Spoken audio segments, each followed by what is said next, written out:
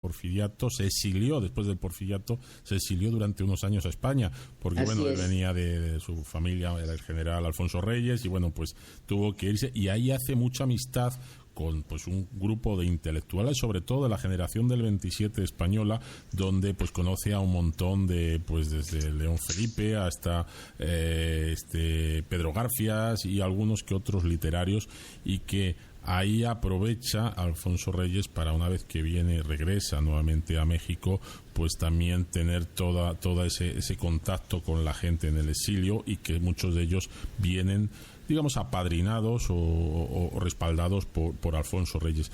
Te quería preguntar, Marta, hay una parte muy importante que tu papá, porque tu papá viaja a Londres y ahí se licencia de una carrera que en México no existía, ¿verdad? Cuéntanos. Así es.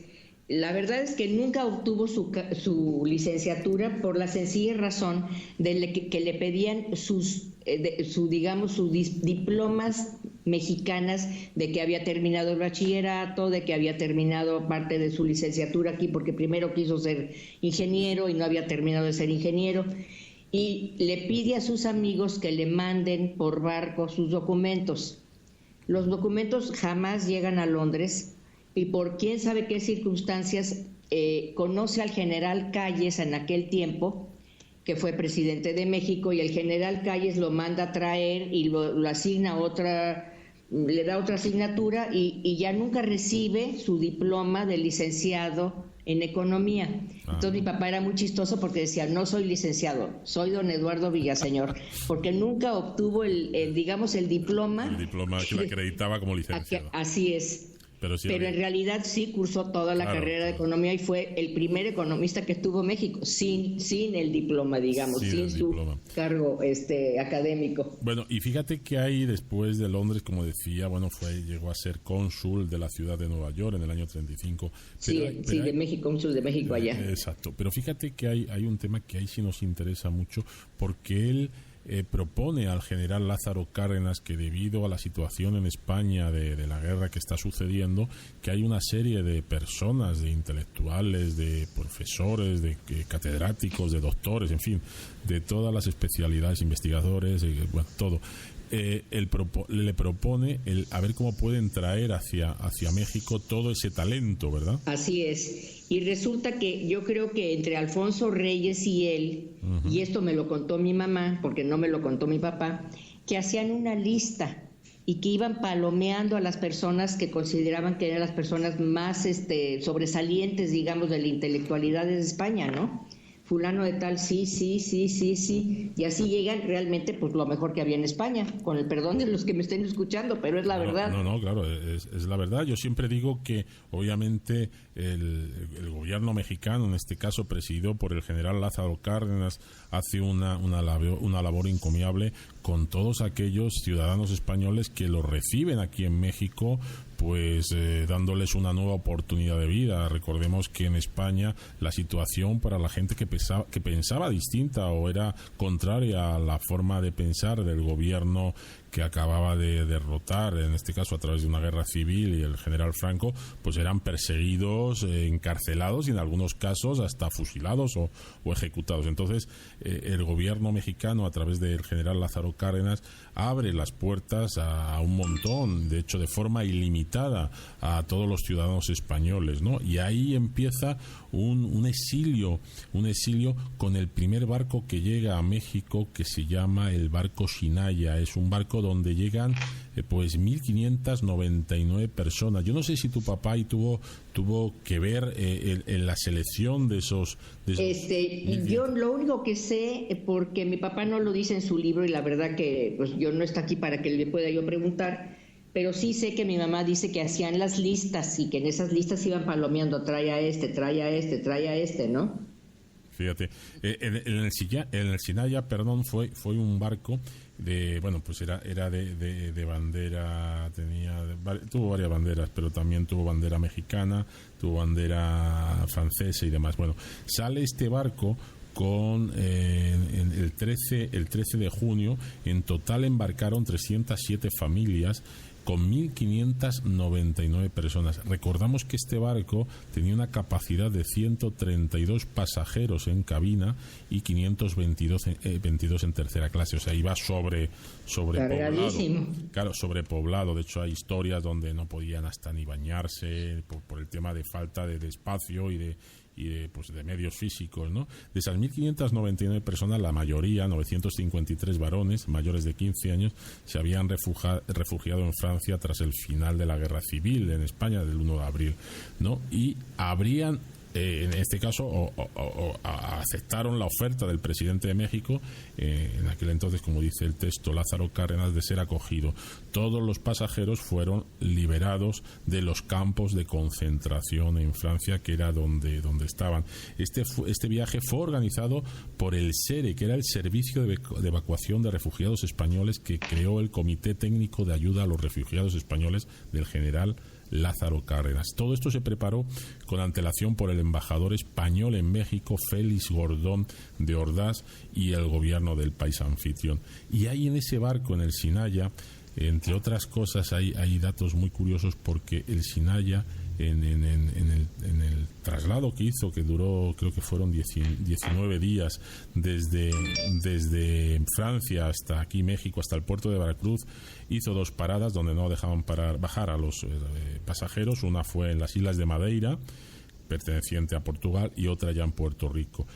En esos días editaron hasta un diario, un periódico que se llamaba El Sinaya, que fueron 18 números, quedan datos ahí. Entre ellos había poemas de León Felipe, de Pedro Garfias y tantas cosas, ¿no?, que recuerdan. Y llegaron al puerto de Veracruz, y fue el primer barco que llegó. A esos pues les acompañó barcos como el Mesic, como el Ipanema, como el Flanda, como el Niasa o el Serpampinto, que fue el último ya en el año 42, con 36 personas. En total se calcula, aunque no hay un dato exacto, que entre 22.000 y 35.000 españoles llegaron al país de distintas formas, porque muchos no llegaban de forma directa, sino que iban a lo mejor por Cuba o estaban en otros países de Latinoamérica y después llegaban aquí, pero el fin común era el mismo. Y ahí tu papá pues tuvo un gran acierto en traer, o en ese palomeo que nos estabas comentando,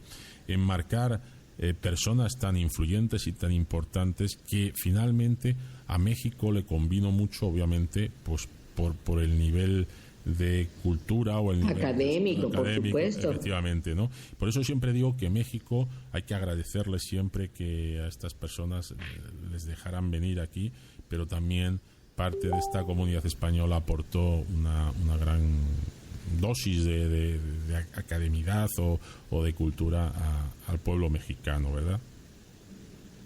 Yo así es un poco como lo veo. Cuéntanos también, hay una faceta tuya, hablando de ti, Marta, que me sorprendió mucho cuando me la contabas y demás. Tú estudiaste de jovencita en Suiza, En ¿verdad? Suiza, en Lausanne. En Lausanne. Y bueno, ¿y tenías de compañero?